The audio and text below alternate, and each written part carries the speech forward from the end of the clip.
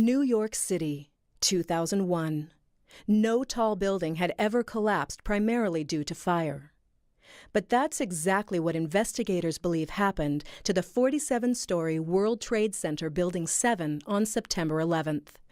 According to a 3-year comprehensive building and fire safety investigation just completed by the National Institute of Standards and Technology, or NIST.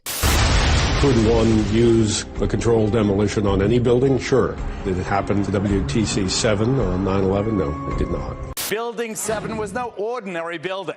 Among other key tenants, including several intelligence and law enforcement agencies, it also housed New York City's Emergency Operations Center. Have you had anybody come up to you and say Building 7? Have you had Building 7? No, oh, no. Walk around. Yeah. Be on television a little more. You'll get the Building 7 guys. Let us never tolerate outrageous conspiracy theories concerning the attacks of September the 11th.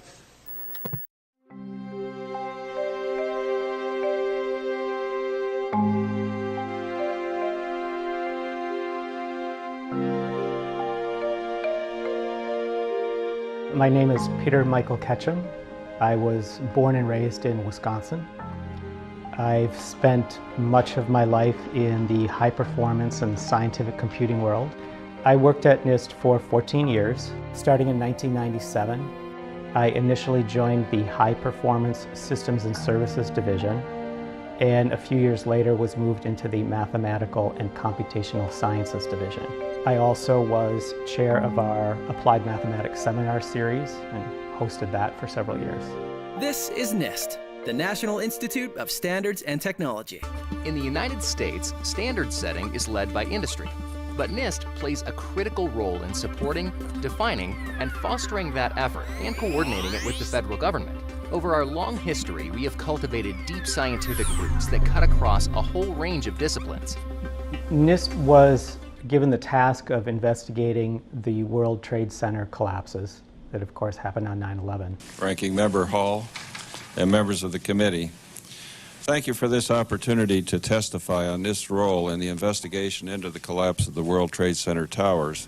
I was not involved in those investigations or writing those reports, but I was certainly aware that that research study was going on. NIST's role, as I understand it, was to investigate the collapses of the 3 World Trade Center towers, and by that I mean towers 1, 2, and 7, and determine why they had collapsed. The collapse of these towers was the worst building disaster in human history. Engineers, emergency responders, and the nation did not anticipate and were largely unprepared for such a catastrophe. I began to look into this in July of 2016. It actually came up in a conversation with a friend that I'd known for 30 years, and she mentioned something along the lines of, gee, do you realize there is some growing evidence that the official 9/11 narrative may not be quite what we all thought it was? I didn't do anything for about a month. I think I just let it sink in. But in the middle of August, I felt very compelled to start investigating. And in a very short amount of time, it became clear to me that NIST's investigation of the collapse of the World Trade Centers was not a sincere and genuine study. And I quickly became furious. First, I was furious with myself. I couldn't believe that I had not noticed this before. How could I have not noticed this for the last 15 years? And that fury then quickly transferred to NIST, my former employer, who I had always thought very highly of, and always felt that NIST did research of the highest integrity. So to see what they had done, what NIST had done with the World Trade Center investigation and report, left me stunned. Good morning. I'm here to summarize the findings from our 3-year study of the collapse of World Trade Center Building 7. Before I tell you what we found, I'd like to tell you what we did not find. We did not find any evidence that explosives were used in the collapse of Building 7. We ran down detailed computer simulations of blast scenarios. This size blast would have produced an incredibly loud sound that was not recorded on videos of the collapse nor reported by witnesses. You want to call your mother or something? You gotta get back. You know that. You gotta get back. All right. I know. Keep your eye on that building as they're coming down. What became immediately obvious to me was that there was overwhelming evidence that all three of those towers, 1, 2, and 7, collapsed due to controlled demolition. And the NIST reports focused almost entirely on reasons due to fire and the associated plane crashes and jet fuel. What we found was that uncontrolled building fires caused an extraordinary event. The collapse of World Trade Center 7 was primarily due to fires. What I saw was that the most likely cause, controlled demolition, was not investigated at all. In fact, it was dismissed in 1 or 2 sentences within the report. For the third time today, it's reminiscent of those pictures we've all seen too much on television before, when a building was deliberately destroyed by well-placed dynamite to knock it down. I turned in time to see what looked like a skyscraper implosion. It looked like it had been done by a demolition crew. The whole thing just collapsing down on itself. It was almost as if it were a planned implosion. It just pancaked. Dit is controlled demolition. Zeker weten. Zeker weten. Er is nagesprongen. Dit is in opdracht gebeurd. Dat heeft een team gedaan van experts. This is the first time that we're aware of that a building over 15 stories tall has collapsed primarily due to fire. What is special about Building 7, and I think why it has gotten as much attention as it has, is because it wasn't hit by a plane. So that cannot be used as a reason for why the building collapsed. Now, it did have some fires. They weren't terribly notable fires. They were rather modest, in my opinion. And to complicate matters even more, there was an obvious foreknowledge on the part of some people that seemed to know that this building was going to come down. That building right there, the brown building, the tall one, is number 7 World Trade Center. I've heard several reports from several different officers now that that is the building that is going to go down next. In fact, one officer told me they're just waiting for that to come down at this point. The building is about to blow up. Moving back. Rescue workers pushed people away from the scene. We are walking back. There's a building about to blow up. Now, all these stories are not compatible. You cannot have a heavily built steel frame high-rise collapse due to modest fires. If that were the case, it would be extremely unusual for that to happen. So unusual that you could not possibly predict when or if it was going to happen.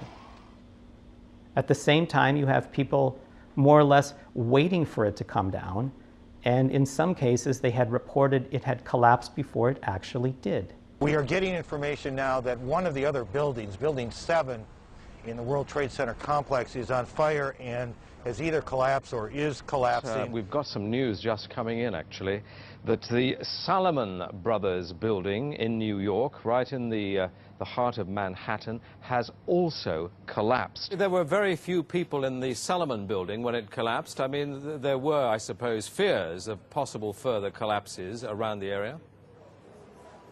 That's what you would hope, because this whole downtown area behind me has been completely sealed off and evacuated, apart from the emergency workers. That was done by the mayor, Rudy Giuliani. The point is, that building is heavily built. There would be no reason to expect it to come down. Can you confirm it was number 7 that just went in? Yes, sir. And you guys knew this was coming all day?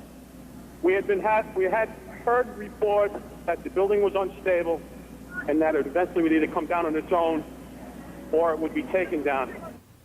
We knew from the beginning of our study that understanding what happened to Building 7 on 9/11 would be difficult. It did not fit any textbook example of that you could readily point to and say, yes, that's why the buildings fell.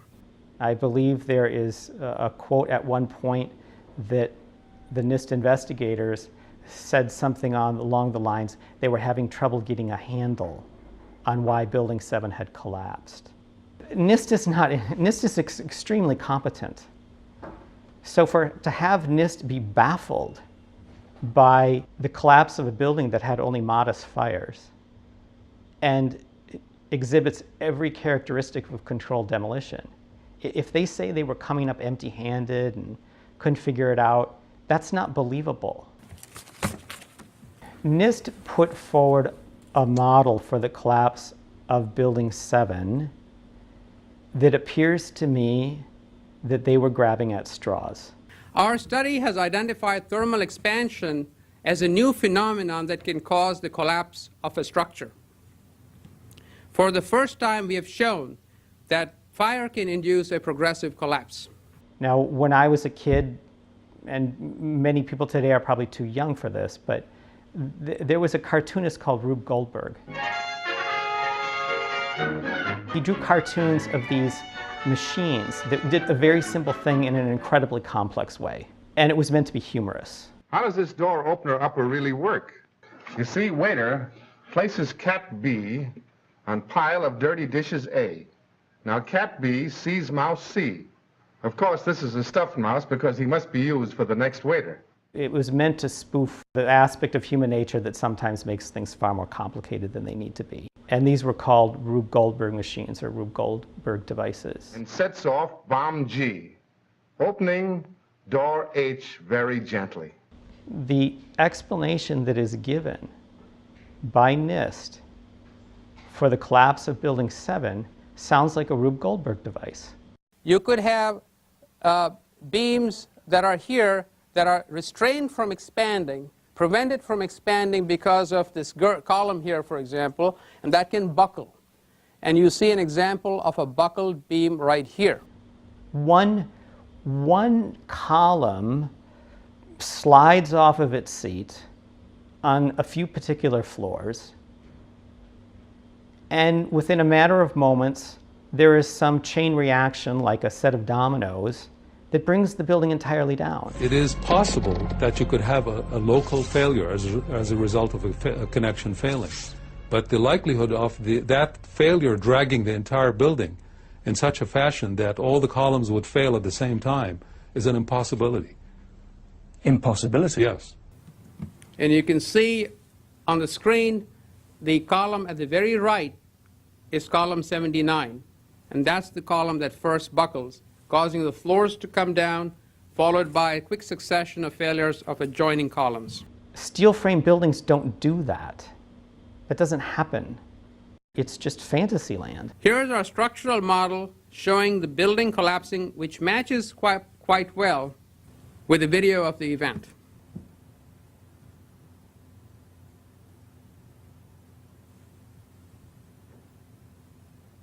Does the model that NIST produced for World Trade 7 match what we actually saw? No. We heard this sound that sounded like a clap of thunder. It looked like there was a shock wave ripping through the building, and the windows all busted out. About a second later, the bottom floor caves out. The building followed after that. And, you know, I'm reminded of the old fairy tale of the emperor has no clothes. Everyone is watching the emperor go by and is being brainwashed to believe that the emperor has a beautiful set of clothes on when actually he's wearing nothing but underwear. The emperor has no clothes on! Now, what we see in the NIST model, first they only play the first few seconds of it. We only see a little bit of the building beginning to collapse. It is extremely atypical to build a computer model and create an animation of that model and to show only the first part of it. Why not follow through to the end? Where's the end? And what we do see doesn't match what we saw in reality.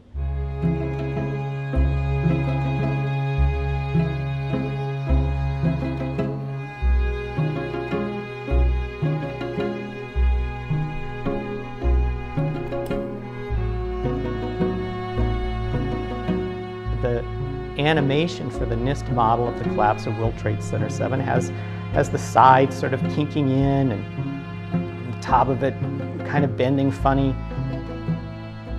That is not what the video of the collapse of Building 7 shows.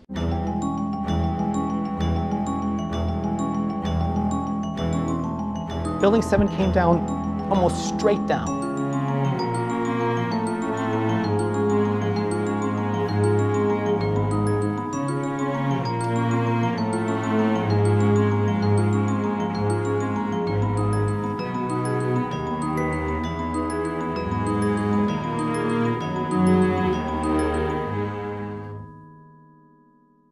This was clearly, the way the structure is collapsing, this was the result of something that was planned. This is not, it's not accidental that the first tower just happened to collapse and then the second tower just happened to collapse in exactly the same way. How they accomplished this, we don't know. One of the things I noticed in NIST investigation and reports is this fixation on collapse initiation, as if all that was required was to investigate up until the point that the collapses initiate. No, there's a lot more to the story than that. In fact, that's stopping just when it's getting interesting. But NIST makes a 1 or 2 sentence summary along the lines of, and then the building collapsed completely. We were charged with finding out the cause of the collapse. And we found what happened. I think we've scientifically demonstrated what was required to initiate the collapse. Once the collapse initiated, the video evidence is rather clear. It was not stopped by the floors below, so there was no calculation that we did to demonstrate that, what is clear from the videos. To investigate only up to collapse initiation is only doing part of the story and leaving out a great deal. No, it may be that something fell off the building. It may be that something has fallen. We don't know, to be perfectly honest. But that is what you're looking at, is the current, that's the scene at this moment at the World Trade Center. Stan Daler from ABC's Good Morning America is down in the general vicinity. Dan, can you tell us what has just happened? Yes, Peter, it's Don Daler down here. I'm 4 blocks north of the World Trade Center. The second building that was hit by the plane has just completely collapsed. The entire building has just collapsed, as if a demolition team set off. When you see the old demolitions of these old buildings, it folded down on itself, and it is not there anymore. That should be it. Thanks very much, completely collapsed. The whole side has collapsed? The whole building has collapsed. The whole building has collapsed? The building has collapsed. If the top of the building became unstable due to the weakening of columns, one would reasonably expect the top of the building to start to lean, start to creak, connections start to break, and the top of the building would simply fall off to the side and come crashing down on the buildings next door. And the rest of the tower would remain. That's what one would expect. Instead, we saw something quite different.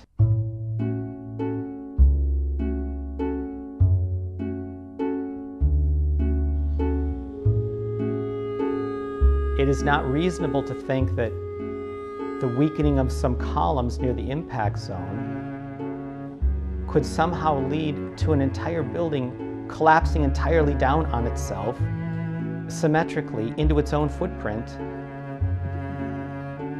with nothing left but bits of dust. That's not plausible, that's not reasonable. Watch some of the videos of the collapses.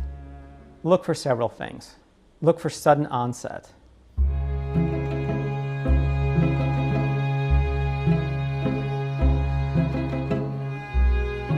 When the collapses start, they happen very fast and they complete within 10, 11, 12 seconds. Second, look at the symmetry. These buildings come straight down, or almost straight down.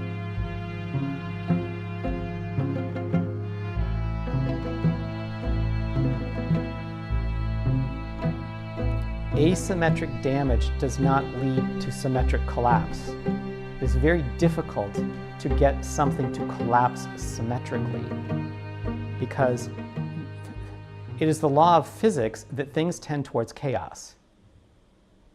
Collapsing symmetrically represents order, very strict order. It is not the nature of physics to gravitate towards order for no reason. It will gravitate towards chaos. It is very difficult to get a building to collapse symmetrically. Mark Loiseau has been in this family business all his life. He knows what it takes to bring a building down. The largest steel structure we've taken down, which I think is still a Guinness record, is the J.L. Hudson building in Detroit.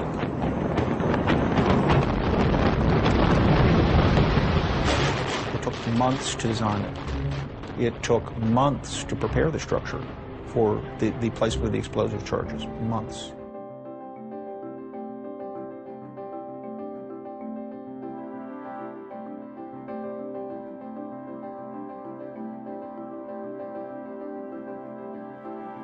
Third, look at the rubble that is left. It is not big pieces of steel, big chunks of cement. It is fine particles. Surprisingly, so little rubble.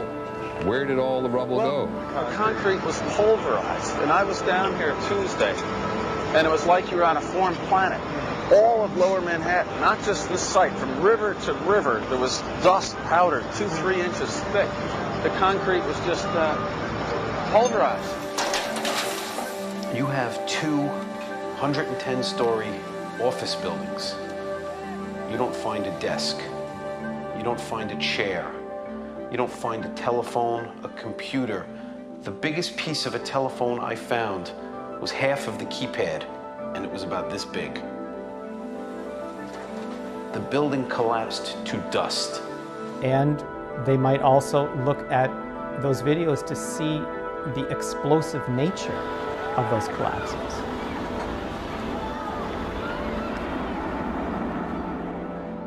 You can see essentially a wave of explosive demolition traveling down the building as it collapses.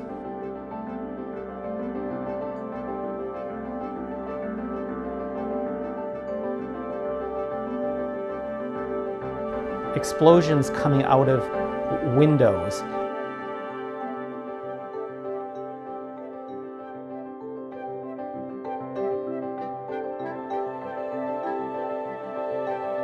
Huge chunks of steel perimeter beams flying hundreds of feet off to the side. Steel does not fly off to the side hundreds of feet due to gravity. Gravity works vertically, not laterally. There has to be a force there, pushing it to the side. Otherwise, it would just fall down to the ground. It'd be like dropping a ball out of a window. It would just fall straight down.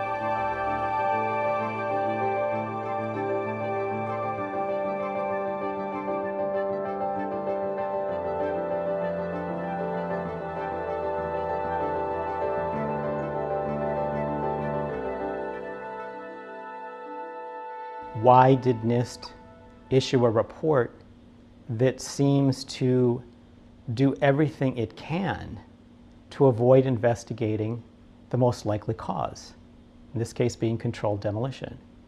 Why would NIST avoid that? Why would they try to do everything they could to avoid that?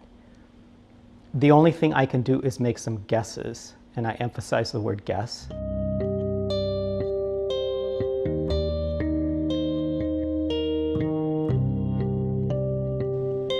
Perhaps they were coerced, perhaps they were pressured.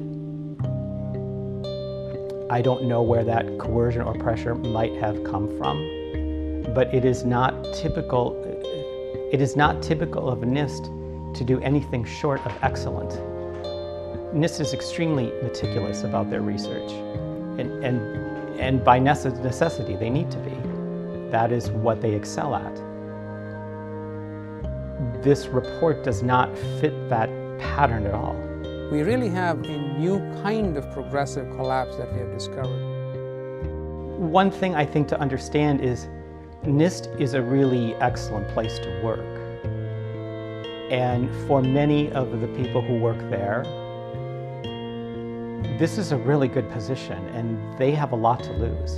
It is not all that hard to begin to pressure people, make offers they can't refuse, coerce them, and depending on the person or people involved, that can be anywhere from very subtle to very overt.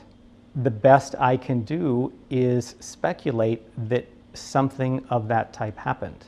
We conducted the study without bias, without interference from anyone, and dedicated ourselves to do the very best job we could. And in fact, I would suggest that the public should really, at this point, recognize the science is really behind what we have said. Yeah, so why didn't I see it? I think the painful truth is that I was living in blindness and ignorance as to what had actually happened. I didn't give it much thought.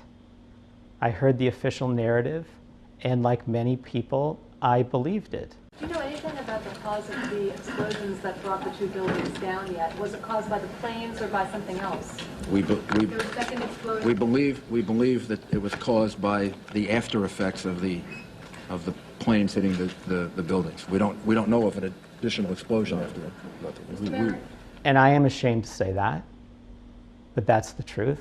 Once I took a look at it, it leapt out at me. This was not a case of some subtle differences or subtle discrepancies or differences of scientific opinion that needed further investigation. This was glaring, clear cut. Getting behind the car.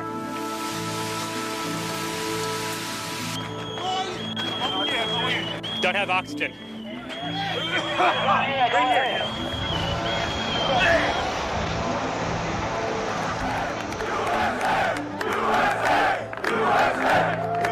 I think what has allowed the official story to stand for this long is a combination of several things. One is complacency. Another one is fear. And the third is ignorance. There are probably many people that just have not looked at it, don't understand it. They just simply are not aware. In other cases, it's complacency. They have a sense of what might be going on, but they're maybe not too interested in putting the effort into finding out. And there could be others that have a very strong sense of what they think is going on, but they are gripped in fear, they're paralyzed in fear. The reason that I have spoken out about this is very simple. I spoke out because I believed it was the right thing to do. I have no other motive. It would be nice at this point if someone who is currently a NIST employee would also speak out, but that is up to each individual there to decide. What I am seeing is that with respect to the World Trade Center collapses, the official narrative is beginning to unravel.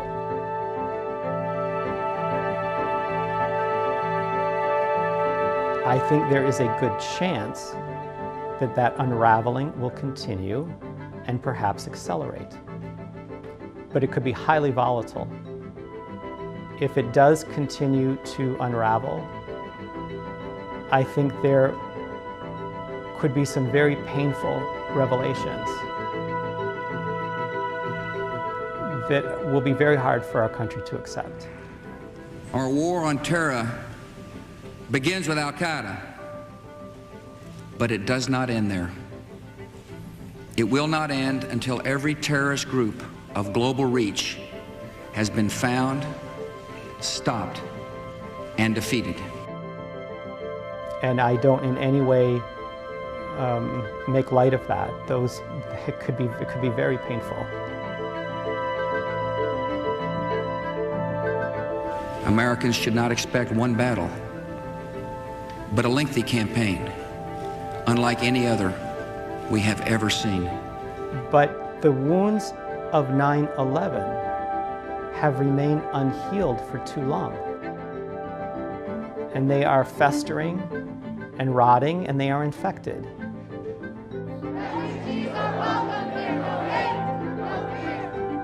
when you have a wound on the body, one of the first things you do is you wash it out with hot soapy water. And then you bandage it up.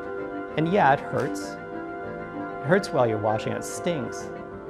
It's a sharp pain, but you get the bandage on and the pain starts to die down, and a few hours pass, it's down to just a soreness. My point is that truth is the hot, sudsy water with which we wash out the wounds of 9/11 so that they can begin true healing.